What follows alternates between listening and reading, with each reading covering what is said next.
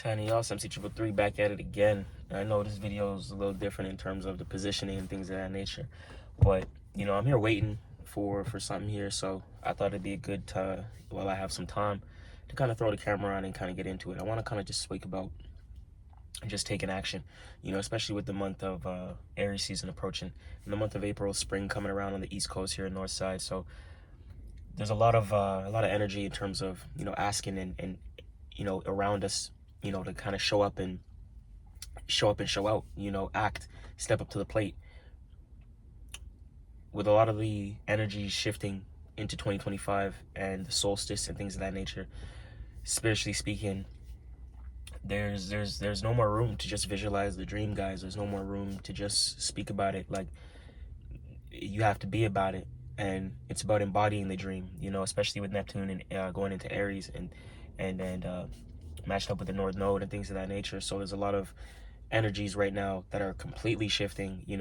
Neptune we haven't seen this transit since the 1800s and things of that nature. It's been very long since the last time we've seen these energies kind of here, right? So it lets us know that there's a lot of cycles ending and there's a lot of new cycles beginning. Okay, so with that being said, you got to know for yourself, what cycle are you ending, what cycle are you beginning.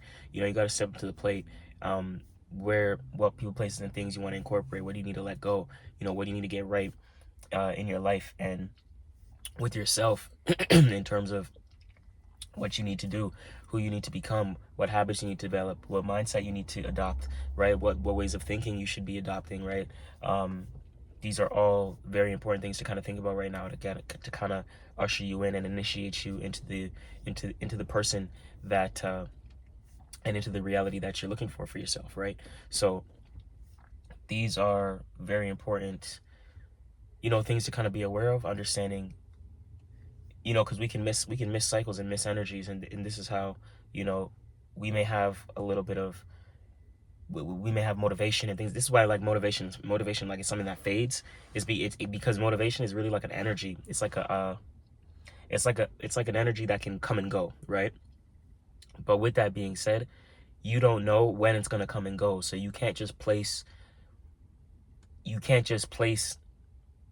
your belief on motivation and things of that nature to just be motivated. Okay, I'm gonna do it when I'm motivated, because you don't know when that motivation is gonna come and say, hey, this is that energy for you to actually get off your ass and go do something, right? You don't know when it's gonna come and go, and because you don't know when it's gonna come and go, it's not reliable, and because it's not reliable, you can't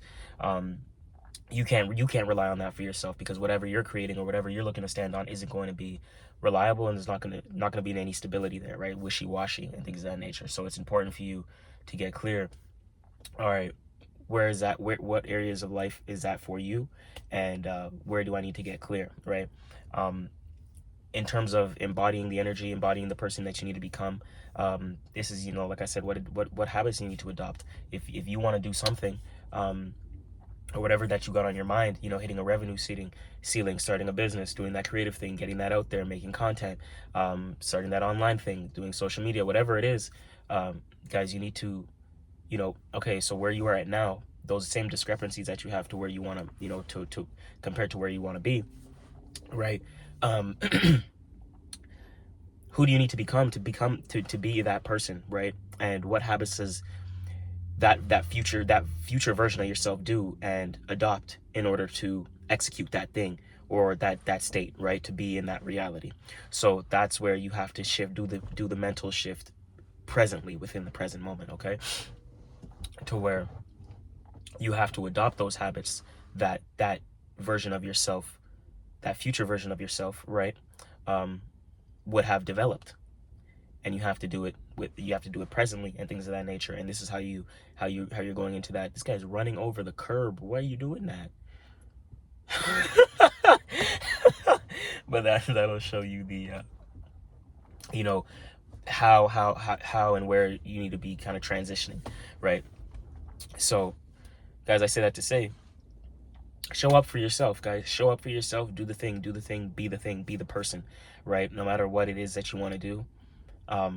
Sit with yourself, understand who you need to become, what emotions you need to adopt, what thoughts you need to, habits you need to incorporate in your life that can structure out that day to day, that state of being, that routine, that structure around the thing that you're looking to do, right?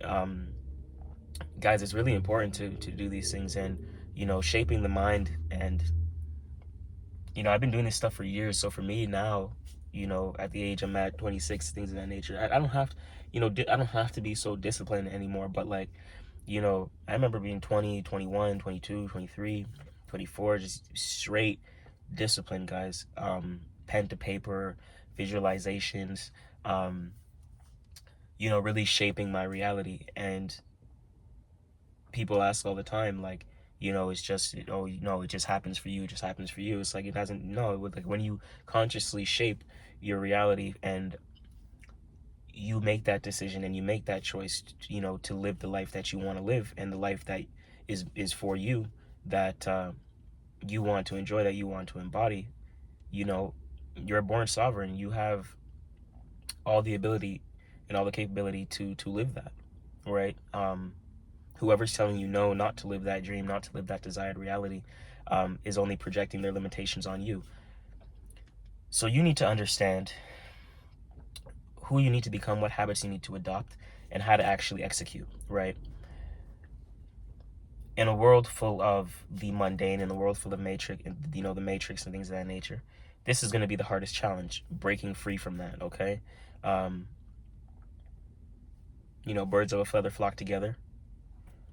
You guys know the crabs in the bucket barrel, crabs in a barrel saying, right? So these are the hardest points and hardest moments shifting in our life, is when we have to separate from the old. Remember that the most addicting thing in this world here is a frequency, right? So always remember that when you're breaking free or shifting realities, your old reality is going to want to hold on to you, right? It's like you're putting a ring on the universe. Hey, babe, with a ring on it, you know what I'm saying? And you wifing up the universe and things of that nature. But it's important to understand that when you start shifting realities,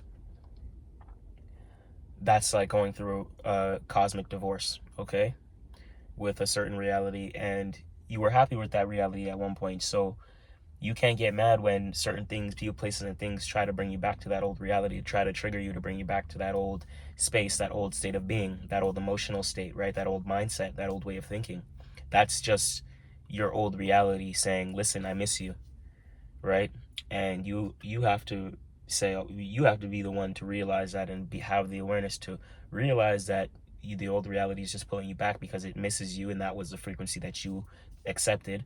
But now now that you're accepting a new frequency, you're separating yourself from the old, and that separation is like a pain. When we separate from people, places, and things, we have that feeling of our heart as well, like, oh dang, we have to separate, but we have to do it for the better. Like that, the universe feels that as well. The universe has that level of conscious awareness as well, that okay, this person is separating, and he's leaving me for something better or worse, etc. So they're gonna try to pull you back, right? And it's always good to understand, get clear with yourself, to understand to make note which reality that you're in, and if you're in your desired reality, and you could be there, you could shift that instantly, simultaneously, and things of that nature. But that's for you to understand, okay, I'm that person I need to be, right? I do the thing, like I always say, to a lot of our clients as well, guys, it's all about inputs, not external goals, right? I don't really do too much external goal setting and things of that nature as well myself either. But what I do enjoy doing is setting input goals, okay? Input goals, that way I can get clear with my levels of execution, okay? So where in your life do you need to set some input goals in terms of, okay, what you need to do, what you need to get done, routines you need to cultivate, right? Remember that inputs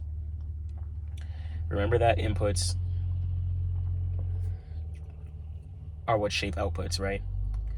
Always remember that outcomes are external, and because I don't set external goals, you always look for certain external validation, right? When you set your goals on inputs, and certain external goals only come to be, like, Certain external goals only happen from certain inputs. So when you understand the inputs to certain external goals, then you understand what goes in to certain outcomes, what you need to do in order to have certain outcomes. So it just becomes you not putting now you focusing on the input and not putting your attention on the or expectation on the external reality. So it doesn't matter whether you see it or not, you're good with or without it. At that point your reality shifts, guys. Okay, that's all for today.